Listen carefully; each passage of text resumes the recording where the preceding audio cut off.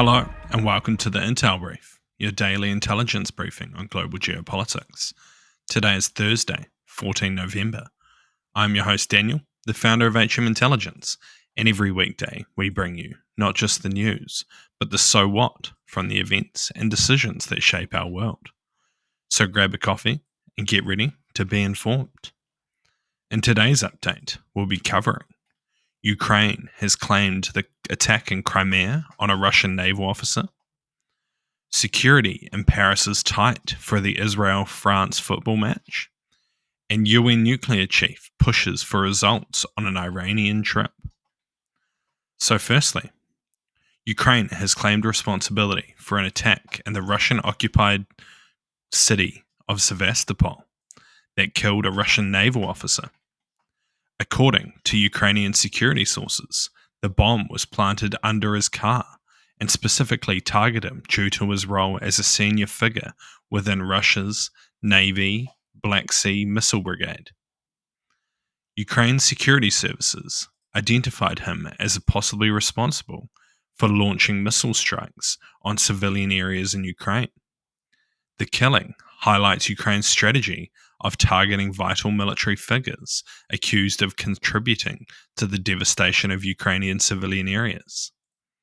In response, Russia's investigatory committee labeled the incident as a terrorist attack, confirming that an improvised explosive device was used, but without naming the victim.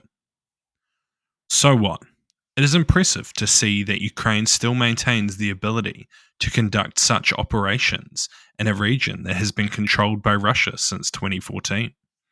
It shows that they likely maintain significant local support. However, it is possible that this attack will see retribution against non-ethnic Russians in the Crimean region. This is a sad risk of this type of warfare. And next, ahead of a Nations League match between Israel and France, French authorities have implemented extensive security measures across Paris to prevent potential violence.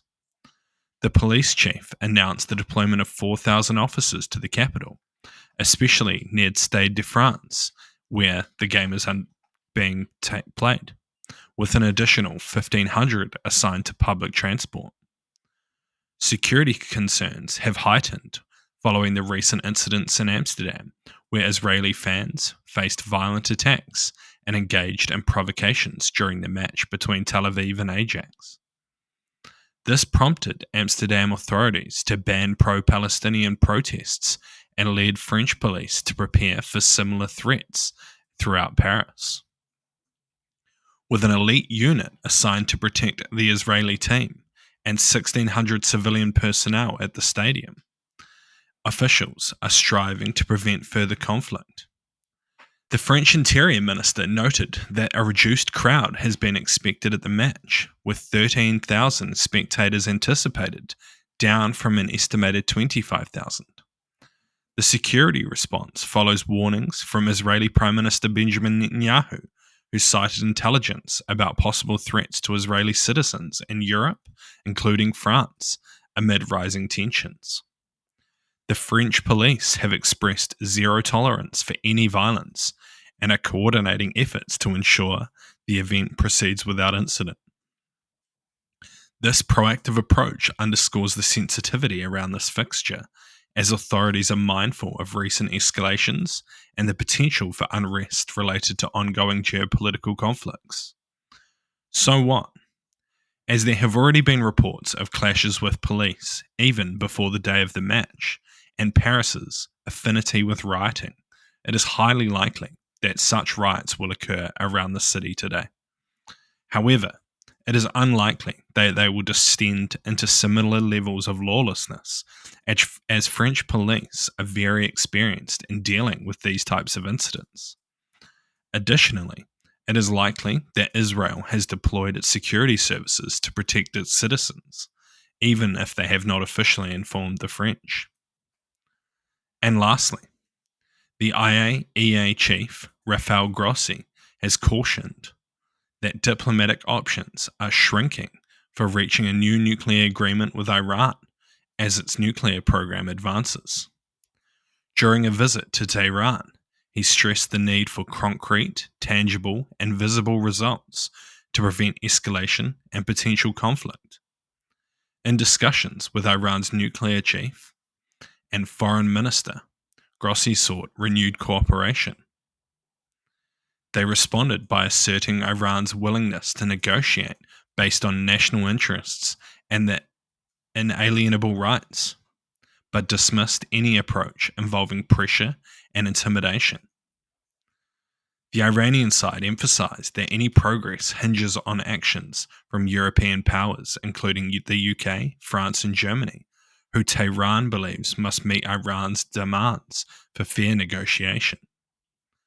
The urgency for a deal stems from long-standing Western concerns about Iran's nuclear intentions, as they fear Tehran could develop a nuclear weapon and destabilize regional security. Iran maintains that its nuclear activity is solely for the purposes of nuclear power. In 2018, Iran resumed uranium enrichment following Trump leaving the Iranian nuclear agreement.